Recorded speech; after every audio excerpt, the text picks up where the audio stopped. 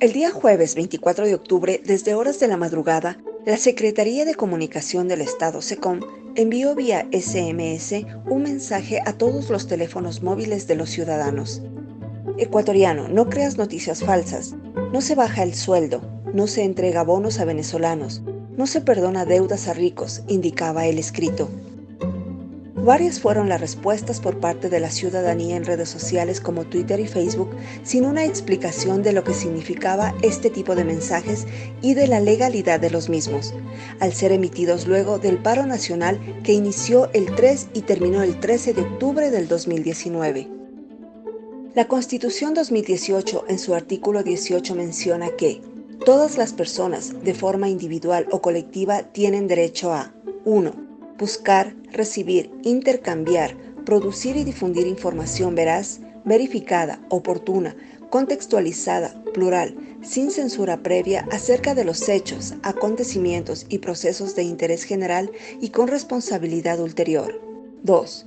Acceder libremente a la información generada por entidades públicas o en las privadas que manejen fondos del Estado o realicen funciones públicas. No existirá reserva de información excepto en los casos expresamente establecidos en la ley.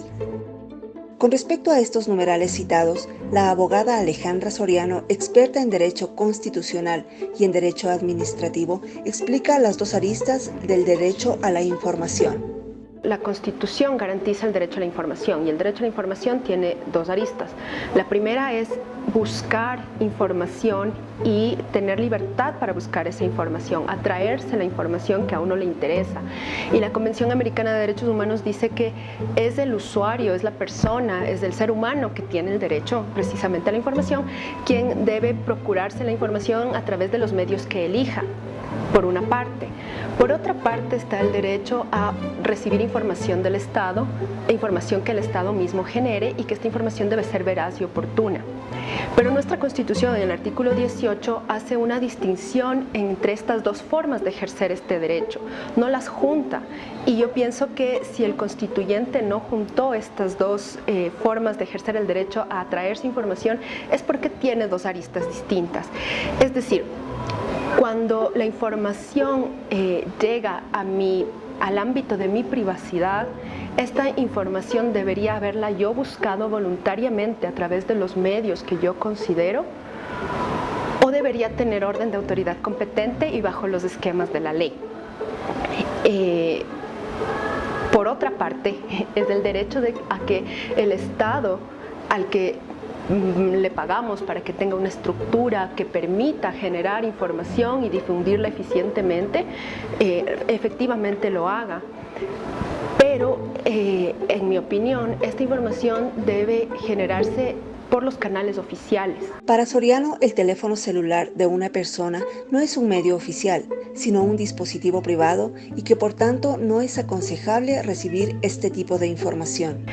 Y en cualquier caso yo creo que hay que ponderar los dos derechos constitucionales que están de por medio. Por un lado, es cierto que tenemos un derecho a obtener información veraz y oportuna, y por otro lado está el derecho a la intimidad, y ambos derechos son de igual jerarquía. Sin embargo, en determinadas circunstancias uno de los derechos puede tener que ceder ante el otro. Se me ocurre que si, por ejemplo, hay una alerta de tsunami o una alerta de erupción volcánica y el Estado necesita alertarnos que hay una evacuación, por ejemplo, puede prescindirse de ciertas formalidades como el consentimiento previo e informado, porque hay un bien jurídico a proteger muy alto como la vida y la integridad de las personas. No obstante, el gobierno aún no ha transparentado el propósito con el cual se vio obligado a transmitir estos mensajes vía SMS, porque en caso de no hacerlo, se estaría incurriendo en una falta, explicó la experta.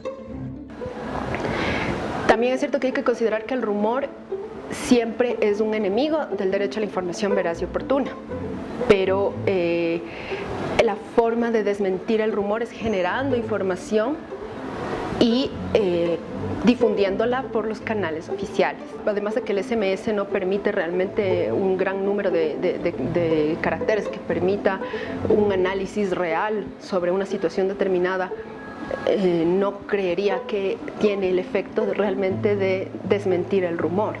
Y por otra parte, la Convención Americana dice que toda información falsa o inexacta es contraria al derecho a la información y por lo tanto debe ser perseguida y sancionada por el Estado. Por tanto, plantea Soriano que no se debe perseguir el rumor violentando los derechos humanos, sino presentando pruebas de la falsedad de la información, entregando documentos por medio de los canales oficiales.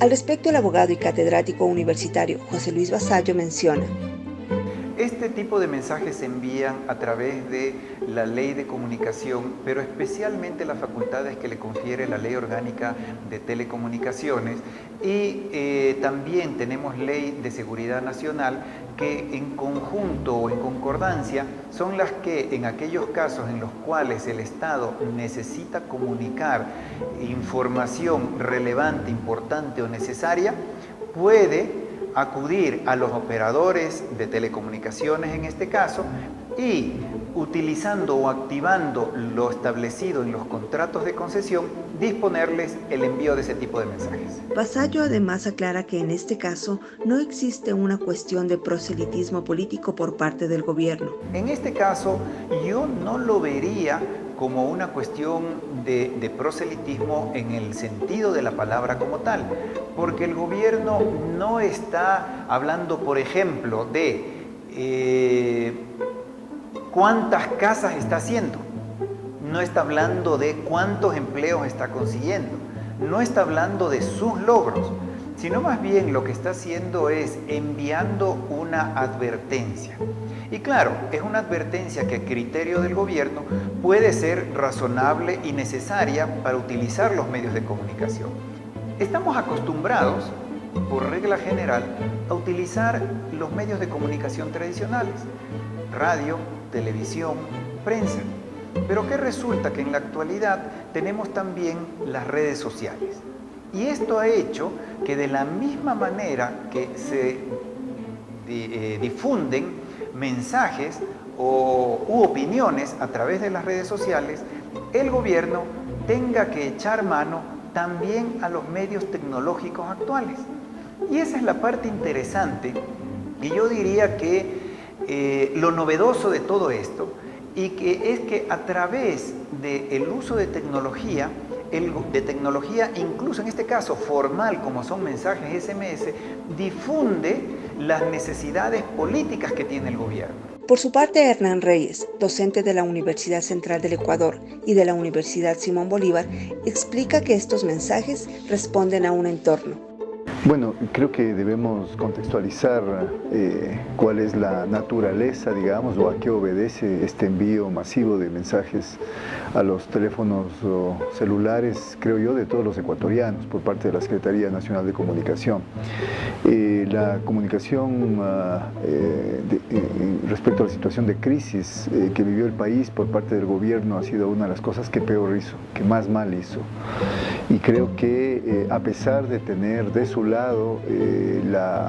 el posicionamiento irrestricto y el apoyo de los medios masivos privados o comerciales de comunicación, radio, prensa y televisión, el 95% de esos medios se dedicaron a simplemente ser mensajeros del discurso gubernamental respecto a la crisis y de ese libreto discursivo que planteaba que el país estaba bajo control después de que había un complot prácticamente internacional, mundial e intergaláctico sobre lo que estaba pasando en el Ecuador. Después de eso azuzar el odio anticorreísta, después de eso generar un discurso altisonante culpabilizando de la violencia a los propios negociadores del movimiento indígena.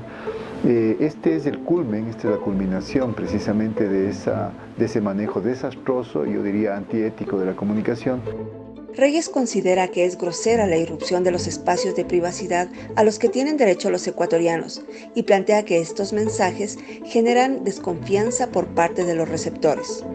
Además de un mensaje que por la forma en que ha sido enviado, por el contenido al que alude, yo creo que lo que genera más bien es desconfianza por parte de los receptores.